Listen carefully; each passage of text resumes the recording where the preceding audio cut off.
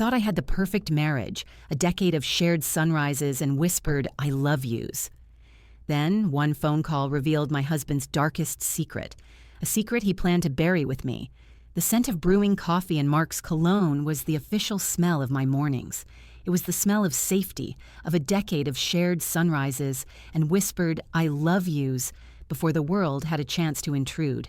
This morning was no different. He kissed the top of my head as he passed my spot at the kitchen island, his hand lingering on my shoulder. "Big day, babe," he murmured, his voice a low, happy rumble. 9 years, 11 months, and 30 days. Almost there. I smiled into my mug. "Don't rush it. I'm enjoying the last month of our first decade." We were disgustingly cute, I know. 10 years. It felt both like a lifetime and the blink of an eye. Mark was my rock, my everything. The kind of handsome that still made my stomach flip, with laugh lines around his eyes that I'd personally watched form over the years. Our life wasn't a fairy tale, but it was real, and it was solid. We had built it together, brick by brick. "I was thinking," I said, pulling up a web page on my laptop. "Anniversary dinner. Should we stick with tradition?" He leaned over my shoulder, his chin resting near my temple. On the screen was the homepage for La Belle Vie, a ridiculously fancy French restaurant downtown. It was our place.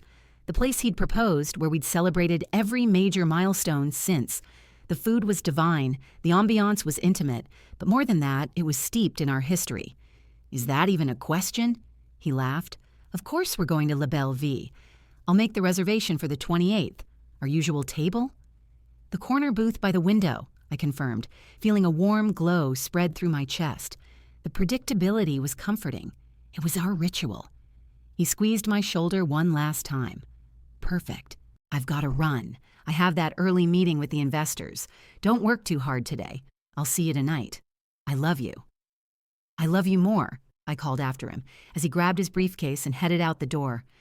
The house fell silent save for the hum of the refrigerator. I spent the next few hours lost in my work as a freelance graphic designer, fueled by coffee and the quiet contentment of a life well lived. Around 11 a.m., my phone buzzed. It was an unknown number, a local area code. I usually let those go to voicemail, assuming it was a spam call about my car's extended warranty. But for some reason, I answered. "Hello? Is this Sarah Vance?" a man's voice asked. It was low, tense, and unfamiliar. "Yes, this is she. Who's calling?" There was a pause, and I could hear the faint clatter of dishes in the background. "My name is Marco. I'm the manager at La Belle Vie." My heart gave a little flutter of pleasant surprise. "Oh, hello. My husband was just saying he was going to call for our anniversary reservation." "Yes, Mrs. Vance, I'm not calling about a reservation." The warmth in my chest instantly evaporated, replaced by a prickle of unease. His tone was all business, but with a strange, heavy undertone I couldn't place. It sounded like pity. Is everything all right?" I asked, my grip tightening on the phone. He took a deep breath, and it sounded shaky. "Mrs. Vance, I'm calling about your husband's visit here last night." I blinked, confused. "Last night? You must be mistaken. My husband was at a work dinner across town. He didn't get home until late." I remembered Mark coming in, telling me about the boring presentation and the dried chicken he'd had to endure. He'd been tired, stressed. He wasn't at La Belle Vie. "No, ma'am," Marco said, his voice firm but quiet. "He was here. He was at your usual table, in fact, the corner booth." The room suddenly felt cold. My mind raced, trying to make sense of it. A mistake? A different Mark Vance? But their manager calling me directly? I don't understand. Why are you telling me this?" "Ordinarily, I wouldn't. We value our clients' privacy above all else. But something happened. An incident." I heard him take another breath, as if steeling himself. "Look, this is not a conversation to have over the phone. There is security footage, and I believe, as his wife, you have a right to see it. You need to see it." 1,000 horrible scenarios exploded in my mind. Was he in a fight? Did he get hurt? Did he make a scene? Mark wasn't a drinker, not really. It didn't make any sense. Footage? What kind of incident? Is he okay? "He's fine, physically," Marco said, and the qualification sent a spiderweb of ice through my veins. "Mrs. Vance, what I'm about to ask is highly unusual, but I'm doing this because Well, let's just say I have my reasons. I need you to come to the restaurant. Now. Now? I'm in the middle of work. Please, he interrupted, his voice dropping to an urgent whisper. It's important. And there are two conditions. They are not negotiable. My stomach churned. What conditions? First, you need to come alone. Do not bring a friend, do not bring family, just you. The demand was so bizarre, so ominous that I couldn't even form a question. I just waited, my heart hammering against my ribs. And second, he said, his voice so low I could barely hear it. And this is the most important part. You cannot, under any circumstances, tell your husband you are coming. Do not call him. Do not text him. Do not let him know we have spoken. Just get in your car and come here, now. The silence that followed was deafening. My world, so solid and safe just minutes before, had tilted on its axis. Why the secrecy? Why the urgency? What could possibly be on a security tape at our special restaurant that my husband couldn't know I was about to see? Every instinct screamed that this was wrong, that I should hang up and call Mark and tell him about the crazy manager from La Belle Vie. But a deeper, colder instinct, a tiny sliver of dread that had been buried so deep I'd forgotten it existed, whispered a different command. It told me to listen. Mrs. Vance? Are you there? Marco's voice cut through my paralysis. I swallowed, the sound loud in the silent house. My perfectly brewed coffee sat cold on the counter. The smell of Mark's cologne lingered faintly in the air, a ghostly reminder of the man I thought I knew. I looked at the photo on our fridge, the two of us grinning on a beach in Mexico, the picture of happiness. Was it all a lie? What was on that tape? I'm on my way, I heard myself say, my own voice sounding like a stranger's.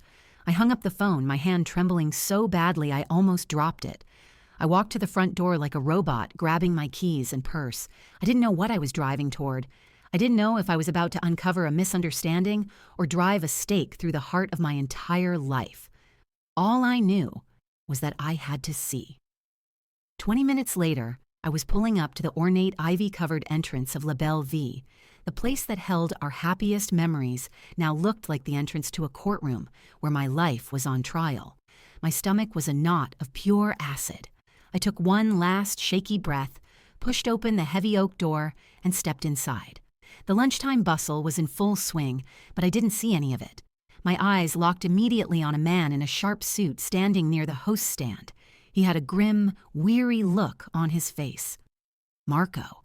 He saw me, and his expression didn't change. He didn't smile. He just nodded grimly toward a dark, polished door marked Private. The office was small and smelled of lemon polish and old paper. It was a stark contrast to the opulent dining room, a functional hidden space where the magic was managed. Marco closed the door behind us, the click of the latch echoing like a gunshot in the silent room. He didn't offer me a seat, and I was grateful. I don't think my legs could have handled the transition from standing to sitting. He moved behind a large mahogany desk, his movements precise and heavy with reluctance. Mrs. Vance? Sarah? He began, his eyes meeting mine. They were tired, kind eyes. I want you to know this is the last thing I wanted to do. In 15 years as manager here, I have never once interfered in a client's personal life. But my wife, she always says, you do the right thing, even when it's the hardest thing. And this, he trailed off, gesturing to a computer monitor on his desk. This felt wrong to ignore. What felt wrong? I whispered, my voice hoarse. Just tell me, please. Don't make me watch something. The thought of seeing some unknown horror play out on a screen felt like a physical threat. Words won't do it justice, he said softly. Words can be misinterpreted, twisted. The camera just shows what happened. I'm sorry. He clicked the mouse and the monitor flickered to life. My breath caught in my throat. It was our booth, the corner table by the window overlooking the city lights. The image was black and white, shot from a camera high in the corner, giving it a sterile, voyeuristic quality. The timestamp in the bottom corner read 7:15 p.m. last night. For a moment, the booth was empty, a ghost of our own happy memories. Then a figure walked into the frame. It was Mark. My Mark. He was wearing the dark gray suit he'd worn to his work dinner. But the man on the screen was not the weary, stressed-out husband who had come home to me. This man was vibrant. He checked his reflection in the dark window, smoothed his hair, a small, eager smile on his face. He looked like he did on our first date. My stomach twisted into a painful knot. He was waiting for someone. I started constructing a narrative in my head, a desperate attempt to build a dam against the flood I felt was coming. It's a client, a surprise investor meeting. He lied about the location because he's planning a surprise for our anniversary. Yes, that's it. It has to be. Then she slid into the booth across from him. All I could see was her back at first. She was slim, with long blonde hair tied back in a style I knew all too well. She shrugged off a familiar-looking beige trench coat. My mind reeled. That coat. It looked just like the one I'd bought for my sister, Chloe, for her birthday last year. A sickening wave of déjà vu washed over me. Mark's face lit up in a way that shattered my carefully constructed fantasy. It wasn't a business smile. It was pure, unadulterated joy. He leaned forward, his hands reaching across the table before she'd even fully settled. He took her hands in his. On the silent screen, I saw his lips move, saw the way he looked at her, a look of intense adoration he once reserved only for me. I felt the air leave my lungs, a silent, crushing blow. I squeezed my eyes shut, praying that when I opened them, it would be a different woman, a stranger, anyone but her. But when I forced them open again, the nightmare continued. The woman laughed at something he said, a wide, joyful laugh, and she tilted her head back. And in that moment, she turned just enough for her profile to be caught in the camera's unforgiving gaze. It was Chloe, my baby sister, the maid of honor at my wedding, the doting aunt to the children we dreamed of having, the woman who had cried with me when I had my first miscarriage, holding my hand and telling me Mark was a saint for how well he was taking care of me. The room began to spin. The polished desk, Marco's grim face, the silent, flickering screen, it all blurred into a vortex of betrayal. This couldn't be real. It was a mistake, a delusion brought on by stress. But the image on the screen was undeniable. Mark was holding my sister's hands in our restaurant at our table, looking at her like she was the only person in the world. My thoughts were a silent scream. I couldn't process it. The two most important people in my life, the two pillars of my world, were right there, dismantling everything I had ever believed in. As I stared, paralyzed by a grief so profound it felt like a physical death, Mark on the screen let go of one of her hands and reached into the inner pocket of his suit jacket. My heart stopped. It was a movement I'd seen once before, a decade ago, in this very same booth. He was reaching for a ring box. Oh God, was he proposing? The thought was so absurd, so monstrous, that a hysterical laugh almost escaped my lips. He pulled out a small, dark velvet box. It wasn't a ring box. It was slightly larger, rectangular, a jewelry box. He slid it across the table. I watched, a detached observer of my own life's destruction, as Chloe's hands I had held as I taught her how to ride a bike, opened the box. Even through the grainy, colorless feed, I knew what it was. The delicate chain, the ornate oval shape of the pendant. It was the antique silver locket from the little shop downtown, the one I had pointed out to Mark just last month, gushing about how I'd never seen anything so perfect. I told him I was saving up for it. He'd kissed my temple and said, "You deserve beautiful things." And now he was giving it to her. A low, animalistic sound escaped my throat. Marco, who had been watching me, not the screen, finally spoke. His voice was a grave whisper that cut through the roaring in my ears. "Mrs. Vance, that locket, it's not the reason I called you." He leaned forward, his finger hovering over the mouse. He told her something when he gave it to her. We have audio from the table microphone for training purposes. I listened to it, but first, you need to watch this.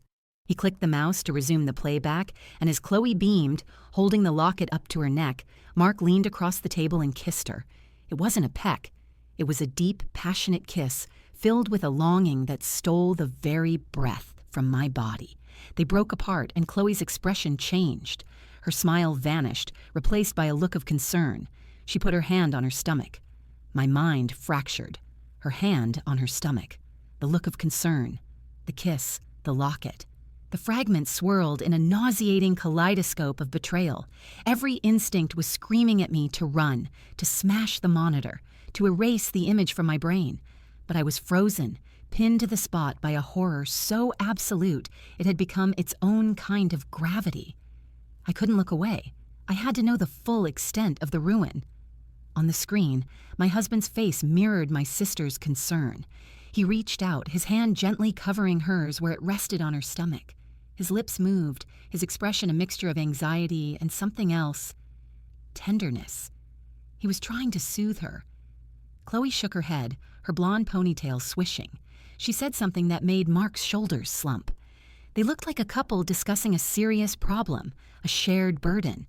They looked like a family. "What are they saying?" I asked, my voice a dead thing in the quiet office. "You said you have audio." Marco's gaze was full of a deep, sorrowful pity that made my skin crawl. "Are you sure, Sarah? You don't have to do this." "Play it," I commanded, the words tearing from my throat. "I have to hear it." He gave a solemn nod and clicked the mouse again. The tinny, slightly distorted sound of their conversation filled the room, and my blood ran cold. "Just a little queasy, that's all," Chloe's voice chirped, a sound I'd always associated with summer lunches and holiday gatherings. Now it was the sound of a viper. "It's been happening every morning this week. I think the prenatals are making it worse." Mark's voice, the voice that had whispered, "I love you" to me that very morning, was thick with concern. "Did you talk to Dr. Evans? Did she say if that's normal?" Dr. Evans, our family doctor. The woman who had held my hand and told me it wasn't my fault when I lost our baby 2 years ago. "She said it's perfectly normal for 8 weeks, Chloe replied, and I could hear the smile in her voice, even through the speaker. "She said it means the baby is strong." The baby. The word ricocheted around the inside of my skull. 8 weeks. My mind, a frantic, desperate calculator, did the math. 8 weeks ago was the weekend I'd gone to visit my mother after she'd had a fall. Mark had stayed behind, claiming he had a huge project deadline he couldn't miss. He'd seemed so stressed, so lonely when I called. I'd felt guilty for leaving him. All the while, he was with her, creating a life with my sister while I was caring for our mother. "I just wish we didn't have to hide this," Chloe was saying on the recording. "Walking around, pretending we're not. It's killing me, Mark. Sarah's going to be an aunt. She should be happy for us." A raw, guttural sob tore itself from my chest. It was a sound of pure agony, like an animal caught in a trap. Marco flinched, but didn't stop the recording. "I know, my love, I know," Mark soothed, his voice a low, intimate murmur. "But you know how fragile she is. Ever since the miscarriage, she's just not stable. The anniversary is in a month. 10 years. It's the perfect time. I'll tell her then. We'll sit her down, tell her everything. About us, about the baby. It'll be a shock, of course, but she's stronger than she thinks. And once she sees how happy we are, how much this baby is wanted..." Fragile, not stable. The words were like slaps to the face. He was painting me as a broken thing that needed to be managed, handled delicately until he could deliver the final, killing blow. He was going to use our 10th anniversary, the symbol of our entire life together, as the stage for my public execution. "And this will help," he continued, and I knew he was talking about the locket. "A beautiful gift for our beautiful milestone. It will soften the blow. Remind her that I do still care about her." The calculated cruelty of it was breathtaking. The locket wasn't a gift of love. It was a weapon, a tool of manipulation, a gilded anesthetic he planned to administer right before severing my heart from my body. I wanted to vomit. I wanted to die. I pressed my hand against my mouth to stifle another sob as the recording continued. They moved on to other topics. Baby names, plans to look at houses out in the suburbs with a yard. They were mapping out my future, a future I was not a part of, right there in the booth where my own future was supposed to have begun. "Okay," I choked out, unable to bear another second. "Stop, please, just stop it." Marco immediately clicked the mouse, and the office was plunged back into silence. A silence that was now filled with the ghosts of their voices, the echoes of my life's complete and utter demolition. I leaned against the desk, my knuckles white, struggling to draw a breath that didn't feel like shards of glass. "Sarah?" Marco said gently, his voice pulling me back from the edge of a bottomless pit. I'm so sorry. I debated all morning whether to call you, but my wife, Anna, she works as a nurse at Dr. Evans' clinic. My head snapped up. She saw the appointment in the system yesterday, he continued, his face grim. Chloe Vance. She thought it was a mistake. Maybe your name was misspelled. But then she saw the patient notes. 8-week confirmation. Father of child Mark Vance. Anna recognized your husband's name immediately from our reservations. She came home last night and she was horrified. She told me I had to do something. She said you deserved to know the truth from someone other than them. So it wasn't just a secret affair. It was a documented medical fact. A life was growing. A life that would forever bind my husband to my sister. The betrayal wasn't just emotional. It was biological. It was permanent. There's one more thing, Marco said, his expression hardening. This is the part I couldn't tell you over the phone. It's why I told you not to tell him you were coming here. He turned the monitor back toward himself, his fingers clicking on the keyboard, pulling up a different file. It wasn't a video this time. It looked like a document scan. He spun the monitor back to face me. It was a life insurance policy. My life insurance policy. Mark was the sole beneficiary. That wasn't the shocking part.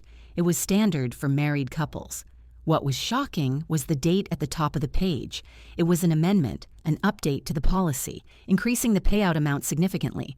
The date of the change was 3 days ago, and highlighted at the bottom of the page, in a section detailing conditions and clauses, was a single, terrifying line of text. I had to read it 3 times before the words registered through the fog of my grief. It was a clause about accidental death, and it had been recently modified.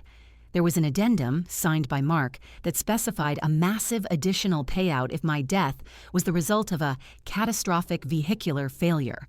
The words on the screen swam before my eyes. Catastrophic vehicular failure. It was such a sterile corporate phrase for something so monstrously personal. My car. He was talking about my car. The world tilted, the polished office walls seeming to bend inwards. The affair, the baby, the lies. That was a betrayal of the heart. This was something else entirely. This was a betrayal of my very existence. How did you get this? I stammered, pointing a trembling finger at the monitor. My mind couldn't bridge the gap between a security video at a restaurant and my personal life insurance policy. My cousin, Leo, he's an underwriter at North Star Insurance, Marco said, his voice a low, steady anchor in my swirling vortex of terror. It's your policy provider.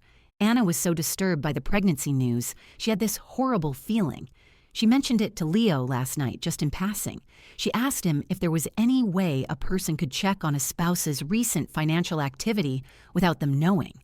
Just hypothetically, he said no, of course not. But he looked you guys up anyway. He called me this morning, an hour before I called you. He said he found this amendment, filed 3 days ago. He said he's never seen a clause like that added to a standard policy. He said it was specific, too specific. He broke about a dozen company rules sending me this scan, but he said he'd rather lose his job than read about a tragic accident in the news next week. My blood turned to ice. A tragic accident. It wasn't just a possibility, it was a plan. The baby, the new house, the future they were building. They needed money for that. My money. My life insurance money. He wasn't just going to leave me, he was going to erase me. The fragile, unstable Sarah was not going to be a messy loose end in their perfect new life. She was going to be a payout.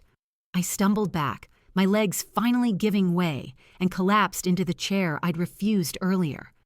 I stared at the document, at Mark's familiar signature at the bottom, the same signature on our marriage license, on the birthday cards he wrote me, on the mortgage for the home where I thought I was safe. It was the signature of a man planning my murder. My car, I whispered, the words catching in my throat. He took my car for an oil change this morning. He insisted. He said he wanted to make sure it was safe for me.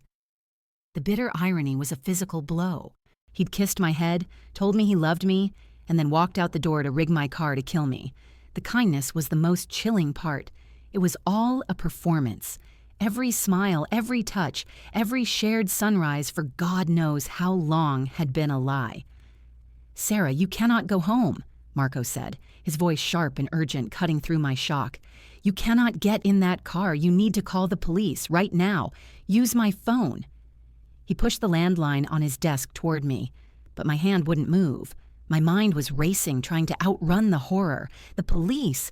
What would I tell them? That my husband is cheating on me with my sister, they're having a baby, and he updated my life insurance. It sounded like the plot of a bad movie. They'd think I was a hysterical, jilted wife. They wouldn't see the cold, calculated intent behind it all. Mark was a pillar of the community, a charming, successful businessman. Who would believe me over him? He would talk his way out of it. He would smile his charming smile and tell them his wife was fragile, unstable. And then he would know that I knew, and I would be completely, utterly alone with a man who wanted me dead. "No," I said, a strange, cold calm beginning to settle over me. The grief was still there, a howling abyss in my chest, but something else was crystallizing on top of it. Fury, a pure, diamond-hard rage. He wasn't going to get away with this. He wasn't going to destroy my life and then cash it in to build a new one with my sister. "No police. Not yet," I said, my voice gaining strength. "He thinks I'm a fragile little doll he can just break and discard. He thinks I'm stupid. He's about to find out how wrong he is." Marco looked at me, his expression a mixture of fear and awe. "What are you going to do?" An idea, wild and terrifying, began to form in the ruins of my mind. It was a plan born of desperation and rage. He wanted a catastrophic vehicular failure. He wanted a tragic accident. Well, maybe he was going to get one, but it wasn't going to be mine. "I need a favor, Marco," I said, my eyes locking with his. "A big one. I need to use your restaurant." I spent the next hour in that small, polished office, the world outside ceasing to exist. Marco and I talked. I laid out the framework of my plan, and with every detail I added, the terror in my veins was slowly replaced by a chilling resolve. He listened, his initial shock giving way to a grim determination. He told me about his wife, Anna, and how a drunk driver had nearly killed her years ago. The man got off with a slap on the wrist. "Some people," Marco said, his jaw tight, "deserve to get what's coming to them." He was in. He made a call to his cousin Leo, who agreed to email over a few more interesting documents from Mark's financial records. It turned out the life insurance policy was just the tip of the iceberg. Mark was in deep financial trouble, with business debts he'd hidden from me. The payout from my death wasn't just for his new life, it was a lifeline to save him from ruin. The motive was clear, cold, and undeniable. At 2 p.m. I stood up, my body still trembling, but my mind as clear as a bell. "Thank you, Marco," I said, and the words felt inadequate for the man who had just saved my life. "Just be careful, Sarah," he said, his kind eyes filled with worry. "He's dangerous."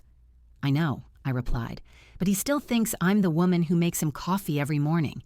He has no idea who I am now." I walked out of La Belle Vie, leaving my car in their parking garage. I took a cab, my mind a whirlwind of checklists and timings.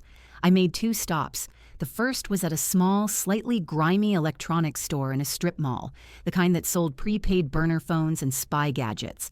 The second was at a hardware store. When I finally got home, the house was just as I'd left it.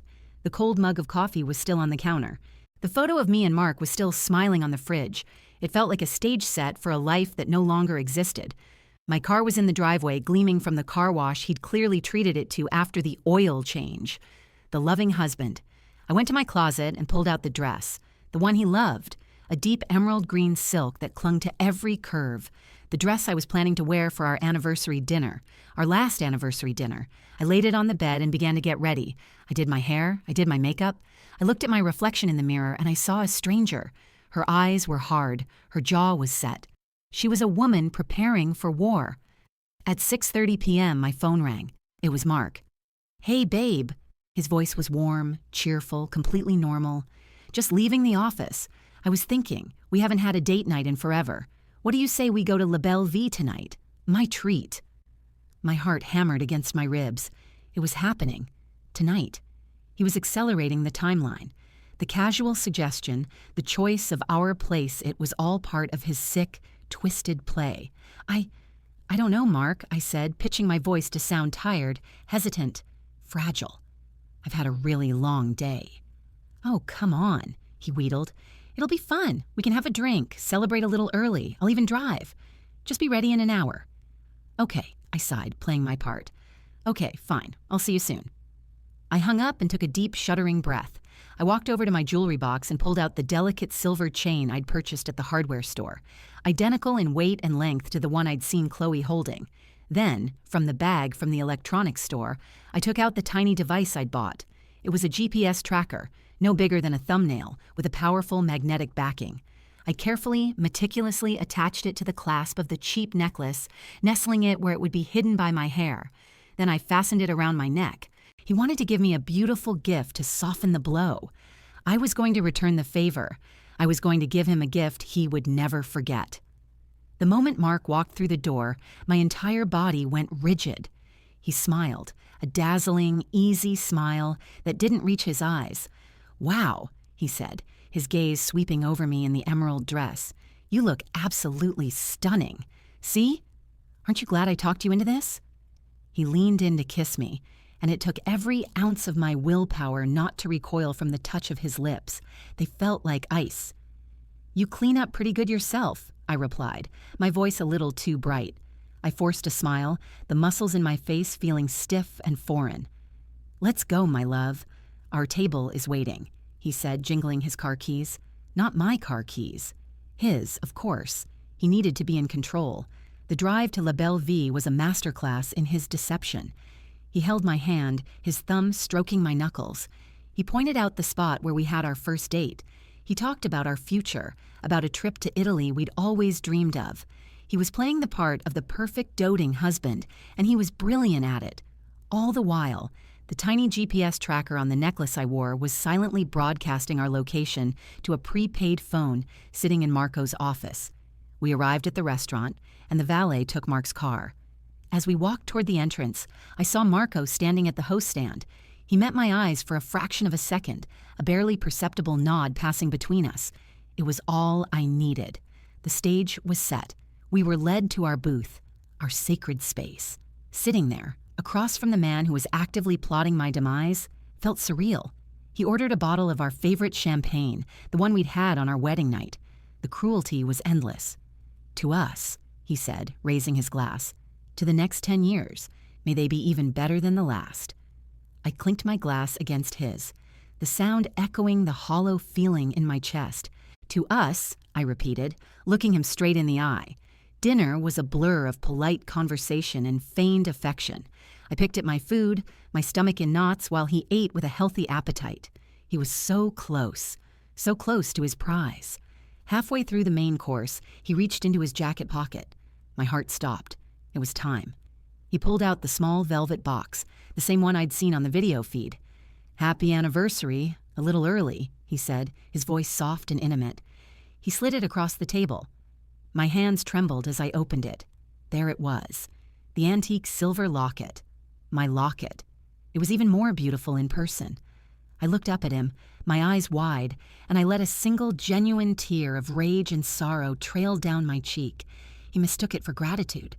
"Mark, it's beautiful," I whispered. "It's the one from the shop. How did you—" "You deserve beautiful things," he said, recycling the line he'd used on my sister. He smiled, a satisfied, predatory smile. "Here, let me." He stood and moved to my side of the booth to help me put it on.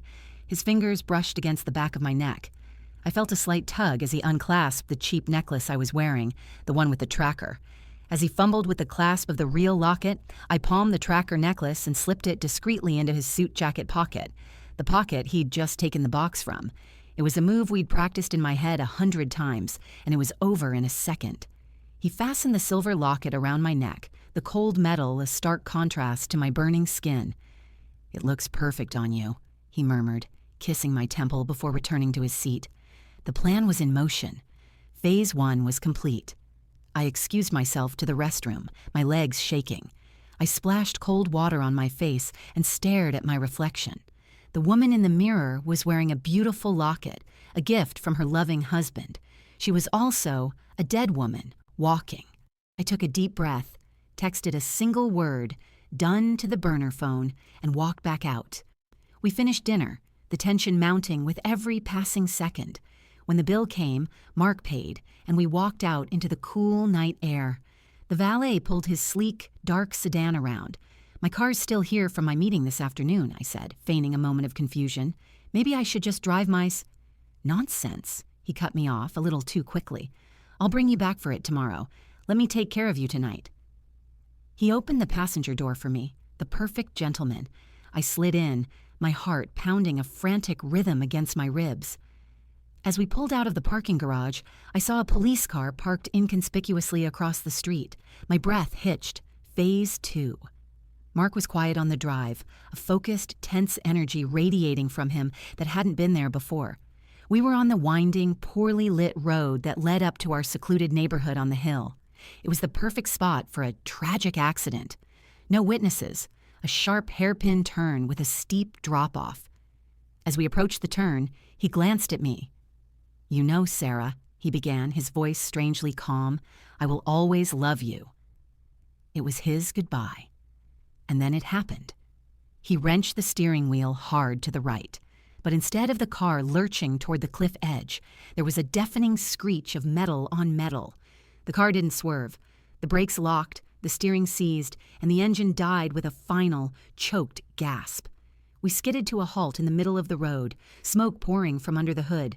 Mark stared at the dashboard, his face a mask of disbelief and fury. This wasn't the plan. The plan was a graceful, tragic dive into the ravine. Not this, not a pathetic breakdown.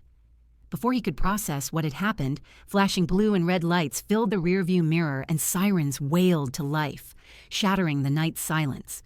The police car that had been waiting pulled up behind us. Mark's head whipped around, panic dawning in his eyes. "What's going on?" 2 officers approached the car, flashlights beaming. One came to my side, the other to his. "Sir, please step out of the vehicle." "What is this? What did I do?" Mark blustered, but his voice was shaking. As he got out, I stayed put. I watched as the officer spoke to him, and then I saw it. The officer reached into Mark's suit pocket, the same pocket where I'd put the necklace, and pulled out a small remote control device. It was a kill switch, a device that, when activated, would remotely disable the car's brakes and steering. A device Marco's mechanic friend had assured me would fail spectacularly if installed by an amateur watching a YouTube tutorial, as Mark likely had. But the police didn't know that. All they knew was that an anonymous tip had told them to track the GPS signal of a man who was on his way to murder his wife, and that he had the trigger in his pocket. The second officer opened my door. "Ma'am, are you all right?" I looked at Mark's face, contorted with confusion and rage as he was being handcuffed. He saw the cold, hard clarity in my eyes. He saw the locket around my neck. And in that instant, he knew. He knew he hadn't been undone by bad luck or a faulty device. He'd been undone by me. The fallout was spectacular. With the remote in his pocket and the GPS data placing him at the scene, the police had enough to hold him. A search of his work computer revealed not only his financial ruin, but his search history. How to disable car brakes, untraceable remote kill switch, and life insurance payout accidental death. Marco's cousin Leo provided the insurance policy amendment as a cooperating witness, but the final nail in his coffin was Chloe. Faced with the evidence and the possibility of being an accessory to attempted murder, my sister crumbled. She told them everything, the affair, the baby, the plan to tell me after the accident. Mark was ruined. His life, his reputation, and his freedom were gone. He and my sister had planned to build their perfect future on my grave. Instead, they built their own prison. I never spoke to either of them again. I sold the house, the car, and every last remnant of the life we had built. I kept only one thing, the antique silver locket. It was no longer a symbol of his betrayal, but a reminder of my survival. Marco and Anna became my closest friends, a new family forged in the fires of deceit.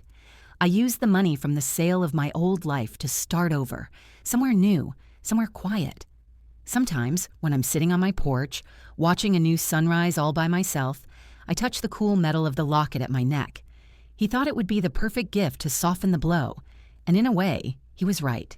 It was the gift that gave me my life back. He thought I was fragile. He thought I would break.